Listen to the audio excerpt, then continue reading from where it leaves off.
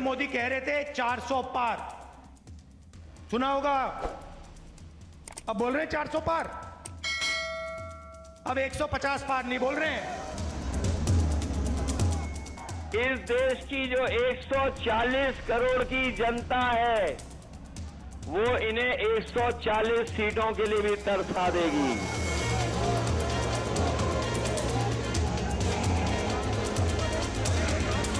दावे के साथ कह सकती हूँ ये 180 से ज्यादा सीट नहीं ले सकते। आज 7वें चरण का मतदान भी खत्म हो जाएगा, लेकिन इंडी गठबंधन के नेता अभी तक ऐसी कोई नजीर पेश नहीं कर पाए कि सब एक साथ हैं।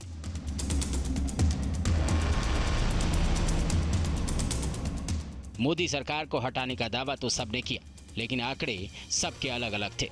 लेकिन इसी बीच एमपी कांग्रेस के एक्स हैंडल से एक पोस्ट सामने आई जो दिग्गज नेताओं के दावे से एक कदम आगे थी। मध्य प्रदेश कांग्रेस का दावा है कि इंडिया गठबंधन को 332 सीटें, बीजेपी गठबंधन को 196 सीटें मिलेंगी। ये भी दावा किया गया कि अन्य दलों के हिस्से 21 सीटें आएंगी। तर्क ये दिया गया है कि सर्वे के आंकड़े हैं, लेकिन ये नहीं बताया कि सर्वे किसका है। मध्य प्रदेश कांग्रेस ने गठबंधन का आंकड़ा 300 के पार पहुंचा दिया, तो वहीं कांग्रेस के राष्ट्रीय अध्यक्ष मल्लिकार्जुन खड़गे ने भी ये समझा दिया कि सीटें कहां से आ रही हैं। तेलंगाना में तो कांग्रेस का इम्प्रूव होगा ना, कर्नाटक में इम्प्रूव होगा कांग्रेस का, जहाँ एक ही सीट थी। फिर इसी तरह से केरला, तमिलनाडु तो बढ़त है ही है, महाराष्ट्र में बढ़त है। जब हर जगह हमारी बढ़त है, राजस्थान में बढ़त है, छत्तीसगढ़ में हमको बराबरी के सीट मिलने का है, मध्य प्रदेश में हमको 2 थे, 1 बढ़ेंगे, वहाँ पर भी कम तो नहीं होंगे। और उसी ढंग से मध्य प्रदेश में हमारे उत्तर प्रदेश में भी जो बहुत कम सीटें थी पहले हमारे को, आज वो हम मिल के लड़ने से वहाँ भी हमारे को बढ़त है। कांग्रेस को लगता है कि संविधान और लोकतंत्र को बचाने की कैंपेनिंग उसे सरकार में ला रही है। इसमें कोई शक नहीं हो सकता, ये तय है कि 4 तारीख को ये निवर्तमान प्रधानमंत्री, आउटगोइंग प्रधानमंत्री गोइंग आउट हो जाएंगे। इंडिया जनबंधन की सरकार बनेगी।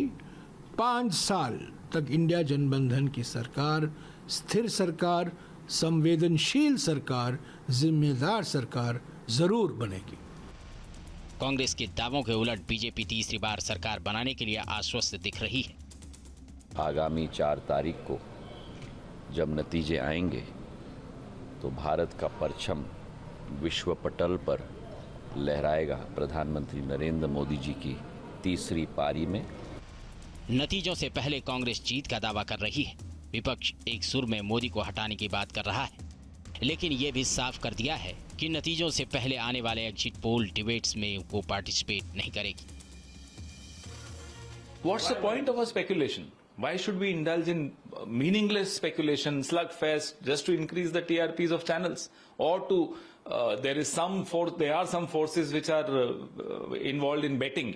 Why should we be a part of that? Everybody knows who he or she has voted for. Parties will get to know how many votes they got on the 4th. Why should we speculate? TV debate से कांग्रेस के out होने पर भी केंद्रीय गृह मंत्री अमित शाह ने तंज कसा। ये पूरा इलेक्शन एक कैंपेन करते रहे कि हमारा बहुमत आने जा रहा है, बहुमत आने जा रहा है। अब उनको भी स्थिति मालूम है, आने वाले एग्जिट पोल में इनकी प्रचंड हार होने वाली है और किस मुंह से वो मीडिया को फेस करे। इसलिए एग्जिट पोल की पूरी एक्सरसाइज को ही नकार रहे हैं कि एग्जिट पोल का कोई मतलब नहीं है, 4 तारीख को परिणाम आने हैं। दावे सभी के अपने अपने हैं, लेकिन जमीन पर किसका जोर चलेगा ये 4 जून को ही पता चलेगा। TV news nation.